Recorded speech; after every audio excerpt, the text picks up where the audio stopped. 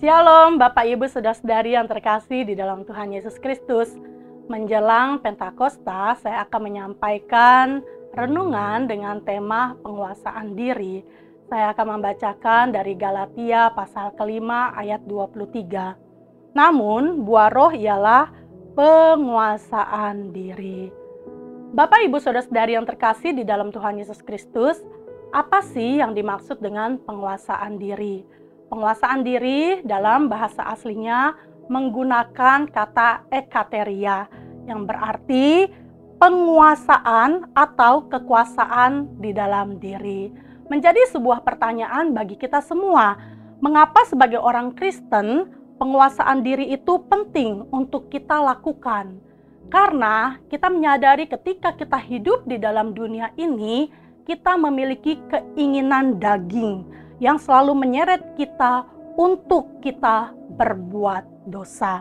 Jadi bagaimana caranya agar kita dapat memiliki penguasaan diri di dalam kehidupan ini? Sebagaimana kata dari bahasa aslinya yaitu bahasa Yunani tentang penguasaan diri dengan kata ekateria yang berarti penguasaan atau kekuasaan di dalam diri, maka kita akan merenungkan pertanyaan di dalam diri kita. Siapa yang menguasai di dalam diri kita selama ini? Oleh karena itu, kita harus bertanya di dalam diri kita. Sebenarnya selama ini diri kita dikuasai oleh apa? Yang pertama, apakah diri kita dikuasai oleh diri kita sendiri dengan berbagai macam keegoisan, dengan keinginan yang harus terkabul sesuai menurut apa yang kita inginkan dan kita pikirkan itu adalah yang terbaik dalam pengertian keegoisan di dalam diri. Atau selama ini di dalam kita menjalani kehidupan, kita dikuasai oleh iblis. Iblis dengan berbagai macam tawaran demi tawaran yang sangat menggiurkan.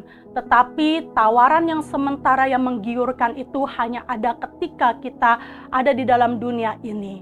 Dan selama ini di dalam kehidupan kita, apakah kita dikuasai oleh Roh Kudus yang memimpin kita di dalam jalan kebenaran? Tentunya sebagai orang yang telah diselamatkan oleh Tuhan, kita memilih untuk dikuasai oleh Roh Kudus yang akan membawa kita untuk melakukan apa yang dikehendaki oleh Tuhan. Bapak, Ibu, saudara-saudari yang terkasih di dalam Tuhan Yesus Kristus, tokoh Alkitab yang bernama Simson, ia tidak dapat menguasai dirinya. Ketika dia digoda oleh Delila, ketika dia masuk di dalam rayuan Delila, dia tidak bisa menguasai dirinya. Oleh karena itu, dia mengungkapkan kekuatannya selama ini, yaitu ada di rambutnya, yang jika itu dipotong, maka kekuatannya itu akan lenyap. Akibatnya Simson tidak lagi memiliki kekuatan untuk mengalahkan musuh. Di dalam 2 Timotius pasal keempat ayat yang kelima tertulis, kuasailah dirimu dalam segala hal.